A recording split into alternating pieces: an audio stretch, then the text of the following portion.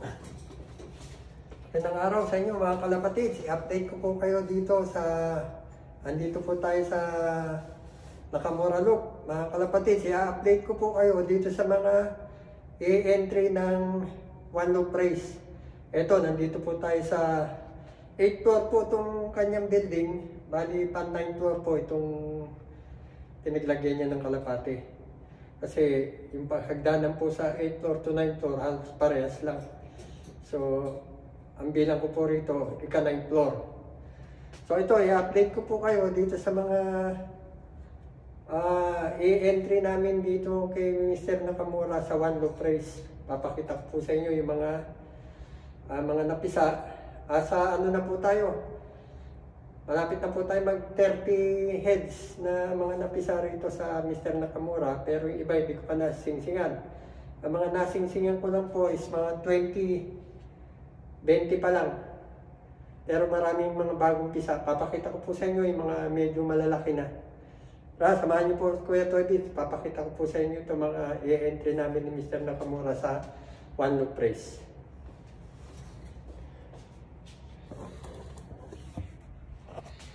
Ito po yung unang-unang napisa. Iisa lang po siya. Napisa siya nung ados. January 2. Laki na Ayan yung nanay. Ito nanay, One Loop Race, ano rin yan. Hindi ko alam kung nanalo o finisher lang kasi binayback niya Naka-sensor. Ano yung nanalo nandun sa kabila. Hindi naman to siya imported. O hindi. Ito po yung naging anak. Ito rin yung tatay. Anak ng mga imported niya to. Yan Kaganda. Ang ganda nung naging anak, kaso isa lang. Pag nilagyan ko na po ng ganyan, automatic na may sinyalis na mangingitlog ko ditong hen. Kaya dinadalawa ko yung kanyang pugan. Ito naman po yung napisa ng 11. At tanggalin natin yung dumi. Yan ang ginagawa ko. Malinis na, balik. Yan. Yan yung pinag-pair niya, yan yung brown. Parehas brown yung naging anak. Kaya entry lahat yan sa One Loop Race. Wala po kasing ibang sinasalihan si Mr. Nakamura kundi One Loop Race. Ito yung napisa nung 4. January 4. Ayan ang alaga ni Kuya Toybit. Kasi po dito, babad sa grits, babad sa tubig, babad sa pagkain. Kaya ganyan ka-healthy yung mga na-produce natin dito kay Mr. Nakamura. Ito, pares imported to. Si Sky po ito, yung singsing niya, may tatak na Sky. Ito rin hen. May tatak din na Sky yung kanyang singsing. Ayan, pinagpares niya yung pares na Sky. Ang singsing. So ito po, yung unang itlog, hindi napisa. So ito yung pangalawang itlog na po nila yan.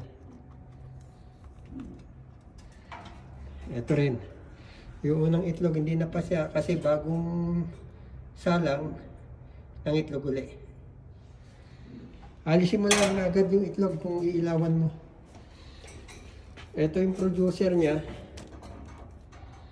Pinalitan niya yung winner ng One Loop Race. Pangalawang beses ng itlog, hindi nag-fertile, pinalitan niya ng bata, yung pares. Ito yung producer niya. Winner din to ng One Loop Race. Yan, pinag-pair niya. Hindi pa nangingitlog, bago lang. Kasalang niya lang kahapon siguro yan. Ito, isa rin na napisa. Yan.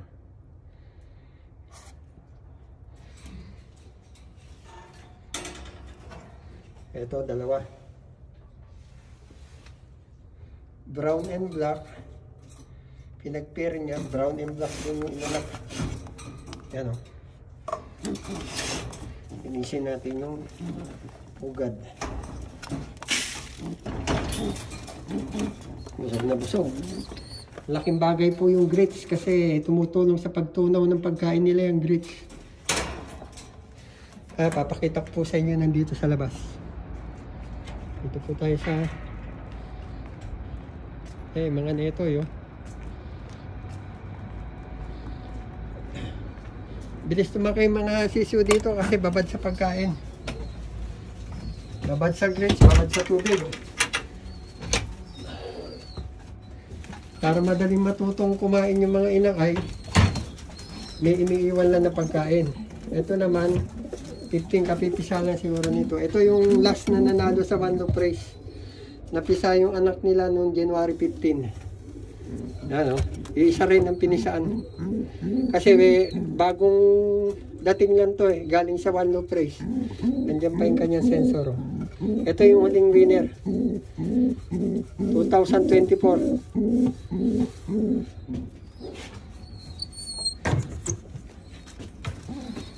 Ito napisa nung 7. January 7. Isa rin yung napisaan. Basta bagong ano rito, napapansin ko pag bagong pairing, hindi nagpe-fertile yung dalawang itlog. Karamihan, pangalawang itlog ang nagpe-fertile. Ito, napisa nung January 2. Ito si number 28, Sea Race Taiwan. Yan o, ito may sing-sing niya. Dalawa yan dating imported na yan. Pinahiram niya isa, tapos yung pinares niya na black, anak po ng pares imported na AU. Ang bloodline po, hindi po ako nagtatanong kay Mr. Nakamura kung anong bloodline. Pero ang umiikot dito na bloodline, ang pagkakalam ko kasi meron din siyang color coding. Bali, 4 din na bloodline. Ito, gray shell na naman, no? Bagong pairing, yung unang itlog, hindi napisa. Ay, hindi pala, bagong itlog lang. Bagong itlog, hindi napisa. Ayan, oh. Record ko, naka-X, hindi napisa. Pangalawang itlog, itong itlog nila ngayon. Ito naman, bagong itlog. Hindi siya nawawala ng pairing na brown. Brown and black, ganyan. Brown and gray shell. Ito, napisa nung 5. January 5. Ayan o, ganda. Black na naman. Saka kalilinis ko lang. Dumi na naman. Ito ang mga bagong pairing to. Ito, bago lang. Sabi ko sa kanya, palitan niya itong isa rito kasi ang tagal na, hindi pa nagpapares. Ang pagkakaalam ko, itong kala niya babae itong gray shell na to, lalaki rin to. Hindi naman nag-aaway, kaya obserbahan na lang, bahala na. Ito, pisa to nga ngayon, bukas 26 mapipisa yan, no? Kita nyo ang pairing niya, black and brown. Ito, napisa nung 15 January 15.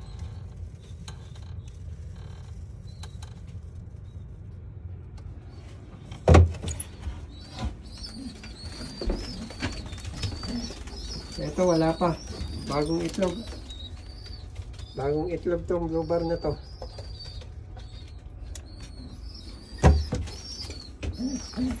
Ito, napisa noong January 10. Tignan nyo yung mga itsura, oh. Ayan yung mag-pairing. Mag-pair na kanyang binrid. Ito, bago lang. Kaya itlog pa lang. Isa pa lang itlog. Bagong salang niya. Ito, napisa nung January 5. Tinanggal niya yung pares ni Mr. Nakamura. Siguro papalitan niya. Kaya inalis niya kagad para hindi maponduhan ng similya. Tapos ang magsusubo na lang dyan yung babae, pero tumutuka-tuka na kasi pagka gano'n maaga matututo kasi nga nakababad yung pagkain, tubig tsaka yung grits, maaga natututong kumain. Ito, bagong yung unang itlog nito hindi napisa. Bagong pairing din yan. So ito, Napisano 5. Ayan ang mga size ng mga napapasisip ko rito kay Mr. Nakamura. Oh. Ayan.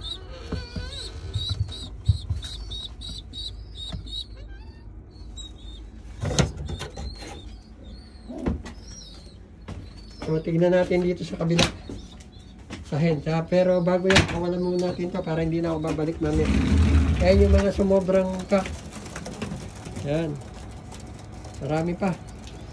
Wala na eh. Puno na yung punungan niya ng breederan. Siguro sa susunod sila naman. Ang mga to na iwan dito. Ito parang hen to. Ba't nilagyan niya ng hen dito? Tingin ko hen yan eh. Oh. Bakit kaya?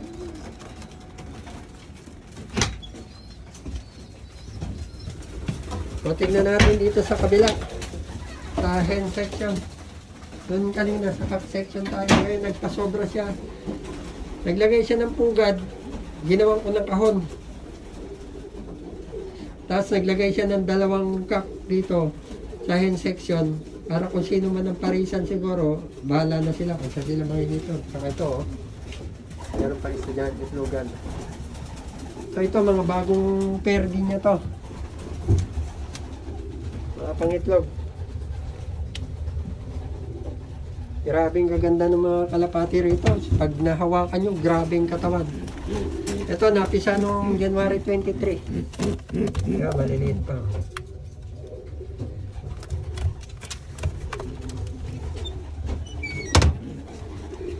Ito naman, bagong pairing din niya.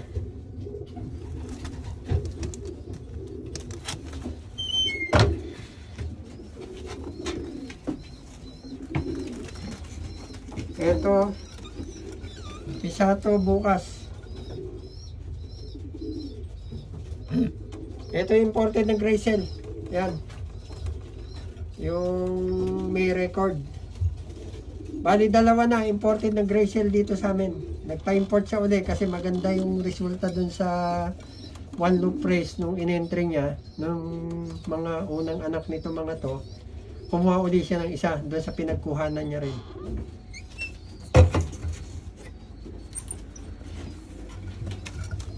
Kaya na naman, bagong pair na naman yan. And, oh, hindi pa nangingitlog to, bago lang. Ito, kapipisa lang. 24 na pisa. Bali, 24-25.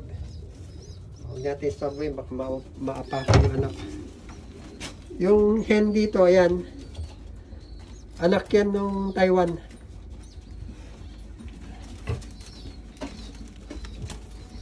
Ito, pipisa bukas. Hindi na ako nag-iilaw dito. Kasi pag nag-iilaw ako, alisin ko itlog kung walang similya. Lalong mapapaaga yung pag-iitlog nila uli. Pinapabayaan ko upuan kasi ako, mag-isa lang ako rito. Ako rin na mahihirapan.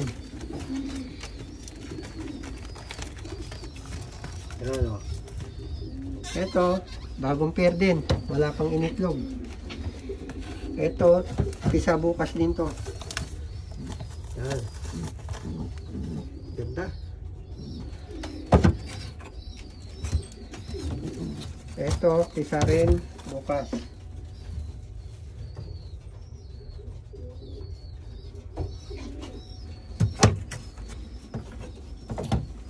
Lahat to entry sa one loop race. Yan. Mauna siguro yung Okinawa. Karamihan na una siya nagpapadala sa Okinawa eh. Ito, hindi pa nangingitlog. Yung pair niya na to. Tapos, ito, pipisa bukas to. Yan. Ito, bago rin.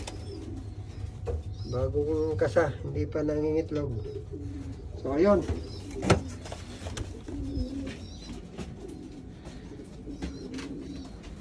So yan na mga kalapatids.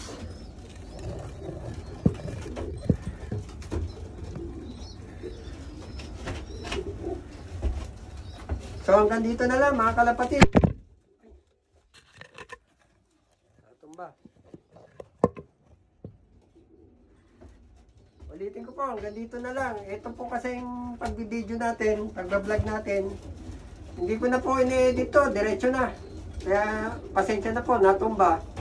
Pero inuulit ko po, like, share, and subscribe na lang po mga kalapatids. At medyo madalang tayo sa pag-upload ngayon dahil nga po very busy. Mag-isa lang po ako kasi rito. Saka isa pa, naghahanda na rin ako sa pag-uwi.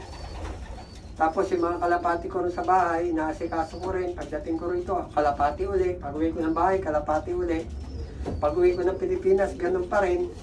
Kaya pasensya na po, very busy tayo ngayon. Kaya madalang tayo mag-upload. Maraming nagtatanong, pasensya na po.